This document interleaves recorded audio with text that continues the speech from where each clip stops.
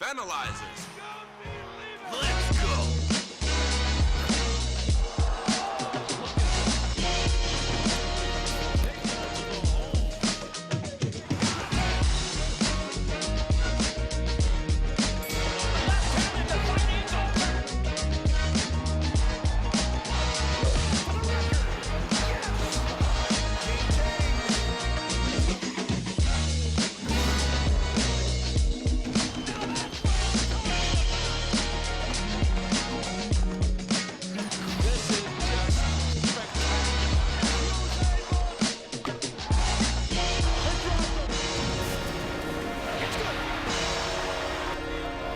Are you ready for the hippest, hottest sports talk show in the game? Fanalyzers, let's go! What's up, everybody? Welcome to the Fanalyzers Sports Talk for fans, by fans, done the fan way. Before we get started, let's introduce the crew. We got Brendan, we got Michelle, and I'm Sean. So we start every segment off and every show off with what's really hot. And as some may know, LeBron James made the choice to go back to Cleveland. So, Fanalyzer, what are you thinking? How was this decision made? As some may know, the whole world knows this at this point, okay? Now, I know there's a lot of different opinions and facts and things that people think are facts and are opinions that are floating around out there, but I gotta say something about this. To me, this is quite possibly a decision that was not made yesterday. It was not made the day before yesterday. I'm thinking this was a foregone conclusion that LeBron had a long time ago. And I don't disagree. There's no place like home. Most of the people I know go to Miami to vacation. He was always on loan. Yeah, but I mean, you gotta understand, going from Miami to Cleveland is like going from Beyonce to Precious. I mean, nobody really does that, seriously. Is it necessary that we have him in the city? It always is necessary, yes. Okay. And I mean, I just want to say, as a Miami Heat fan, I want to thank LeBron for the 4 years that he gave us. But I don't think he made a basketball decision. I think this was an emotional decision that he missed home. And that's the only reason why he made that decision. Andrew Wiggins might be a nice young player. Kyrie Irving, good point guard offensively. But, I mean, when you look at the rest of their roster, they're not really all that built to win championships like Miami was the last 4 years. They're not yet, but don't thank LeBron just yet, because LeBron is going to spend probably the next 10 years busting the butts of the Miami Heat.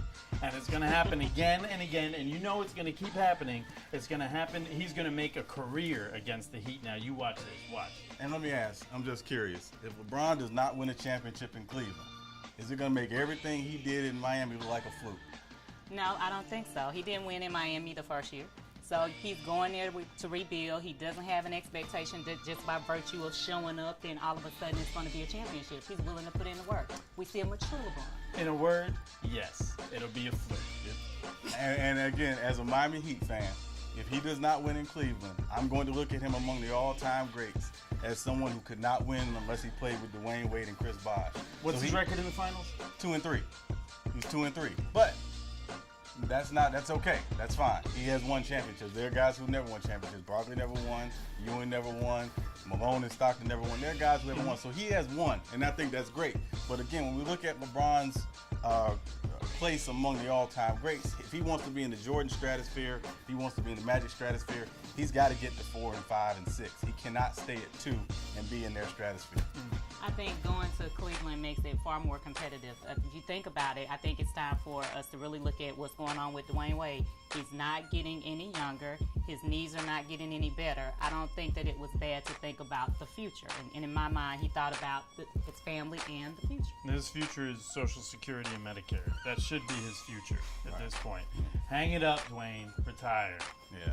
Hey, it's all good. We know Dwayne, we you move can on. keep playing. Hey, D-Wade, we're glad you're back. Since we don't have LeBron anymore, we're glad you are back. So we're going to go ahead and move on to the next topic. So Andre Johnson of Houston Texans reportedly is not going to report to training camp because he's demanding a trade. Now, there are about 4 teams out there that are interested in Andre Johnson: the Patriots, the Panthers, the Raiders, and the Cleveland Browns. If you are the Houston Texans and Andre Johnson's been a good soldier for you guys, do you give him the Tony Gonzalez treatment and trade him to a true contender?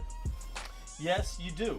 If, in fact, you want to trade him at all. He's still under contract. He's still owed a lot of money. I don't know any teams out there that are going to absorb a $10 million a year contract for a wide receiver who's on the wrong side of 30 right now. I don't know many teams that are going to do that. If somebody's going to do it, Carolina, perhaps he'd be a good fit there with their defense. There's nobody for Cam to throw the ball to right now. I think that would be a good fit. But for now, I don't see him leaving Houston. And I don't think that Andre Johnson versus Tony Gonzalez is a good comparison. To me, that's apples to oranges. I don't think we're talking about the same caliber.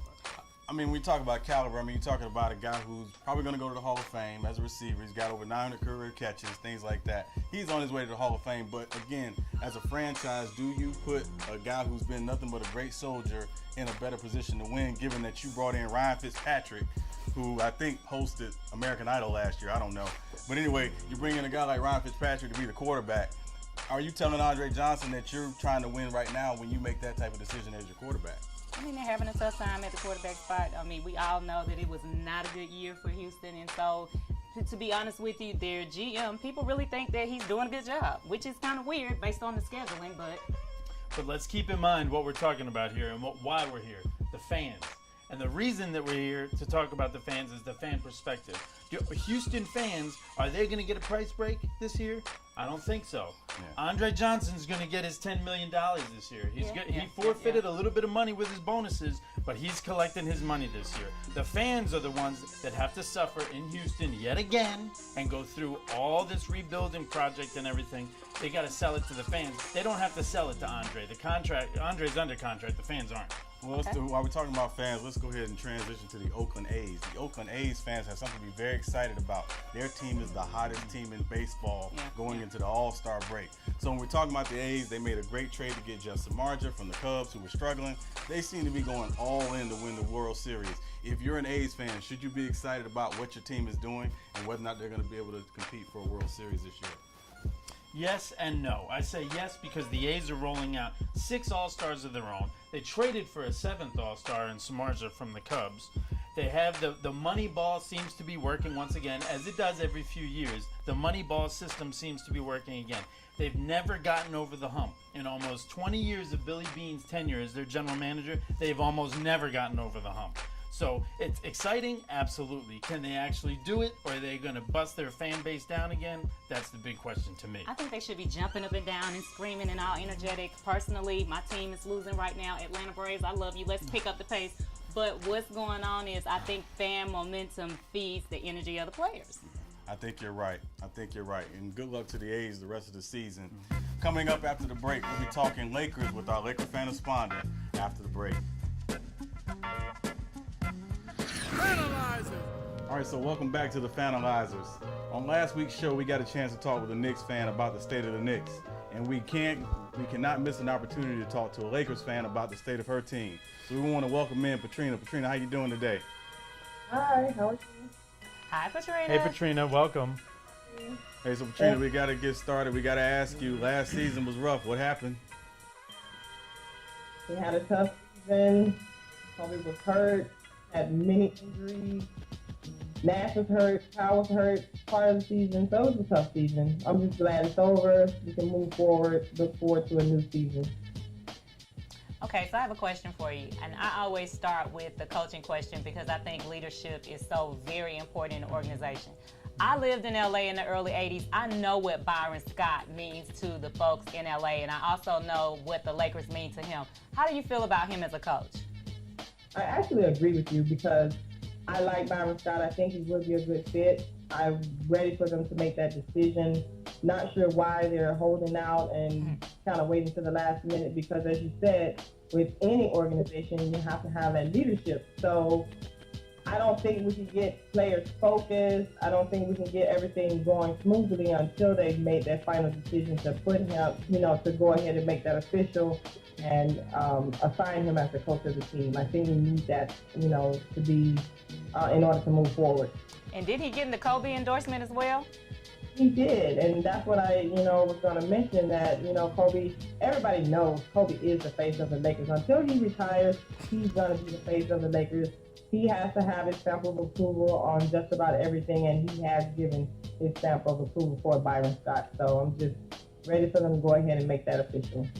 So let me ask you then, Patrina, you're saying that Kobe has to give the stamp of approval on a lot of things here. Now, one of the things that he probably does not have the stamp of approval on is the second highest ticket prices in the league that the Lakers are charging their fans for, okay? So that being said, how can the Lakers keep those fans coming back and attract those fans to make them come and watch that product that the Lakers are putting on the floor every night?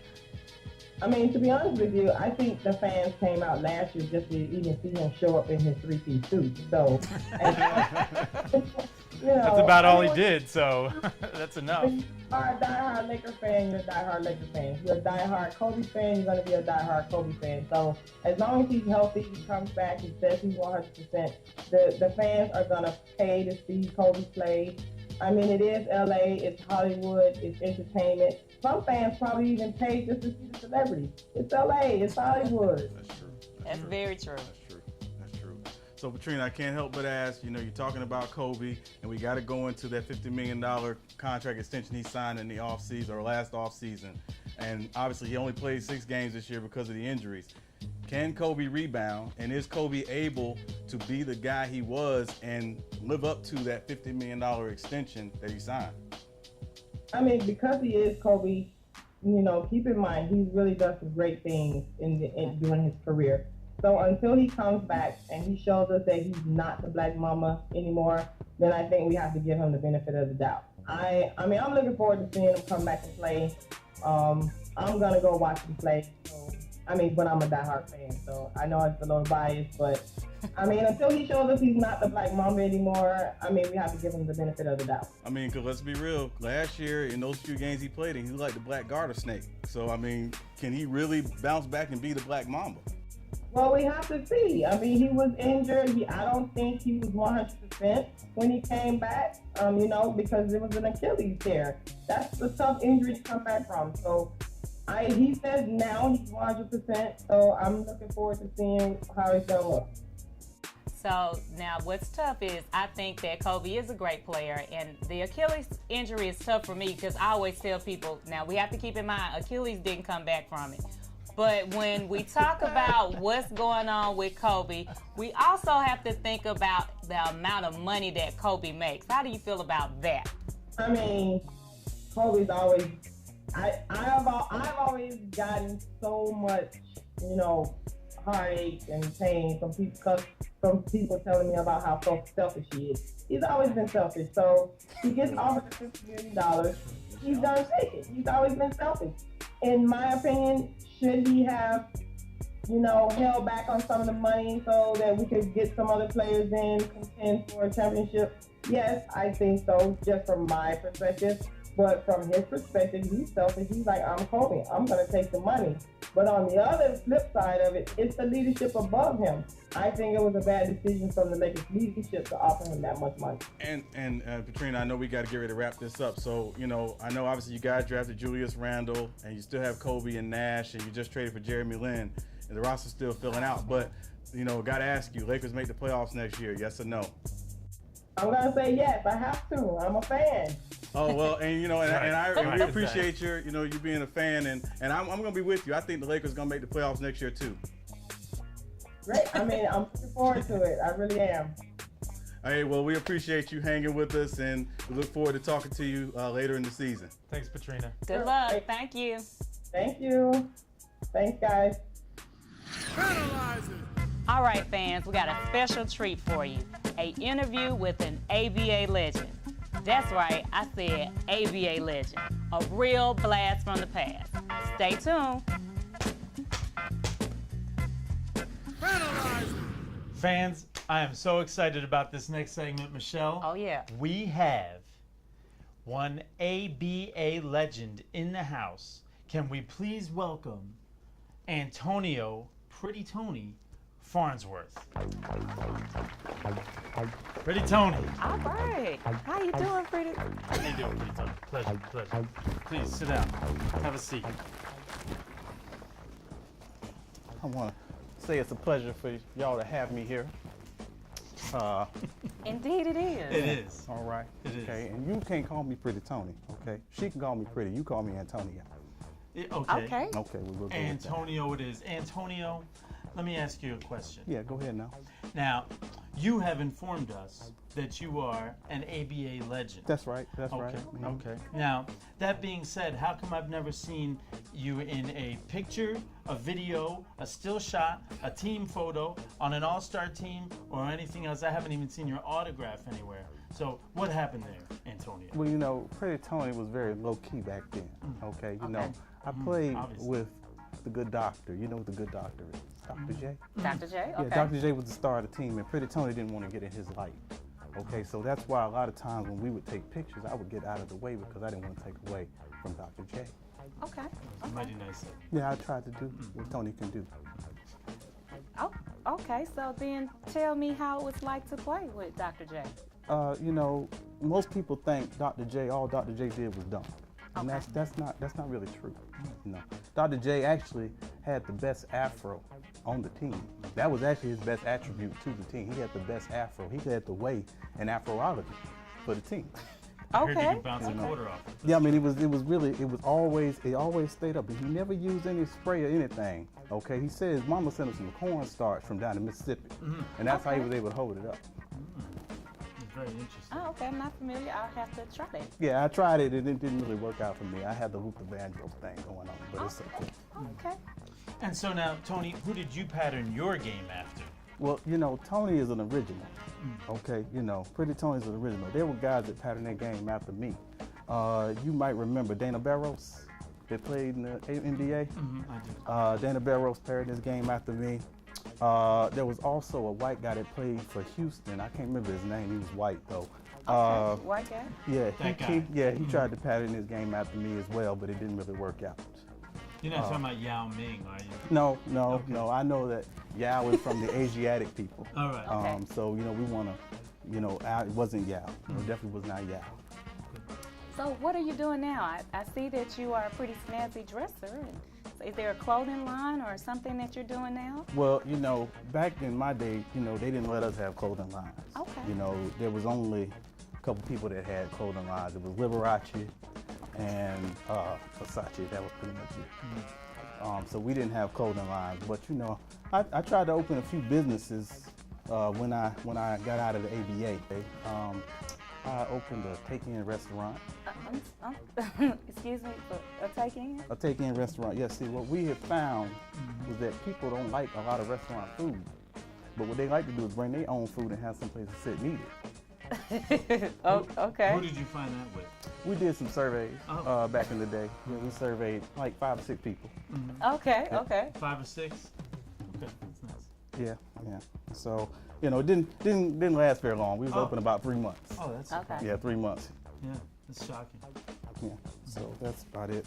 Anything else you've been up to? You know, I tried to start, you know, doing some acting. Yeah, doing some acting. Anything we would have seen? No. No. Antonio, I really like to thank you for being here, and I would also like to ask you, can you tell us one of your favorite stories from the old ABA days?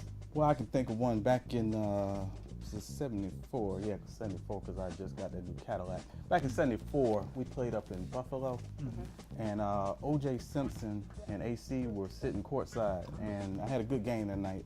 3 points, 2 assists. Okay. Oh, okay. Yeah. So we got to hang out with O.J. and AC after the game, and you know, O.J. had a real nice stretch white limo. And we just cruised Buffalo all night. I thought we were going to the club, but we really didn't. We actually ended up going to a couple glove stores and Okay. a knife and gun shop, and the whole night he just wanted to pick up. And I didn't understand why he just wanted to pick up the whole night, but you Did know. he purchase anything at the knife shop? You know, I don't recall him purchasing anything, you know, because OJ had it like that back then. You just give OJ stuff back then. They gave OJ his house, you know. Okay. Yeah, so, you know, we just cruised and you know, it was a real interesting night. You know, I mean, it was a hell of a night, I'll tell you that. I mean, Pretty Tony had a good night that night, you know. Really had a good night that night, you know what I'm saying? Pretty Tony had a good night that night. I know what you're saying. Yeah. I'm with you, Pretty. Yeah. I'm not sure I do, but Yeah. Okay. Yeah. Well, you just think back to how things was back then. You know, you know, it was really lovely. You know, it was really lovely. You know, it was real lovely. That's all I'm just gonna say. You know, a little sweet thing like you wouldn't have lasted that night. I'm telling you. okay, All right. Mr. Pretty Tony. Oh, just pretty. So, if you don't have anything else, we want to I thank can't possibly you think of anything else that I want to hear. for coming. We really appreciate you stopping by. Okay, and I want to thank y'all for having me. Y'all gonna have me back, I'm assuming. Yeah. Okay. Yeah, if you have a card or contact information. Yeah, I give you my pager number. Okay. Well, thank you Okay. for that. Yeah, Thank you, Mr. Farnsworth. I appreciate it. anytime. And Doc, if you're watching, man, call me, man. You got my number. Call me. Call me. So then, fans, stay tuned. We'll be right back. All right, fans, you know what time it is. It's time for your opinion to participate with us. Why are we still talking about Mike Vick? It's been 7 years. If we talk about Mike Vick, we should be talking about him on the field. Training camp is about to start. For crying out loud. We have fans still coming after him in New York, and I know y'all heard that prank call. Yeah, that's right. I think it went a little too far. Training the poodle to fight? Come on now. But I ask you, why are we still talking about Mike Vick? Who else have we talked about this long? Mike Vick, best wishes this season. Thank you. Fans, it's that time of year again where the 2014 Baseball All-Star Game is finally upon us. Now, this raises some interesting questions to me. The first two questions are, why are Melky Cabrera and Nelson Cruz the leading vote getters in their respective categories to make this team? That's because the fans, us, you and me, voted them in there. That's why. Now, the Baseball Writers Association of America, they vote on the Hall of Fame inductees. And they've been keeping guys like Mark McGwire and other guys that have been linked to the steroid allegations but have never failed a drug test. They've been keeping them out of the Hall of Fame. Major League Baseball itself has been keeping Pete Rose out of the Hall of Fame and away from baseball entirely just for some allegations of gambling more than 20 years ago. This is our game. We vote the All-Star players in. Now, if we can forgive guys like Melky Cabrera, like Nelson Cruz, and we make that statement to Major League Baseball, why don't we take our game back? It's our game. Without us paying those bills, none of those players get paid. None of the owners get paid. So how about a change? How about letting us vote on who gets into the Hall of Fame? Do the Baseball Writers Association really have such a moral high ground over us? When's the last time they paid somebody's contract? Recently, Browns wide receiver Josh Gordon was pulled over for DWI in North Carolina. This while awaiting suspension for violating the league's substance abuse policy. Jim Irsay of the Colts also was pulled over for DWI several months ago in Indianapolis. He entered a treatment facility, got out, and is yet to receive punishment. Roger Goodell, this is to you. What are you going to do? Are you going to come down on Jim Irsay as hard as you plan to on Josh Gordon? Your league is waiting. We're waiting. What you going to do? That's our show. Thanks for spending this time with us. We really hope you enjoyed it as much as we did. The show that's for fans, by fans, done the fan way. The Fanalyzers.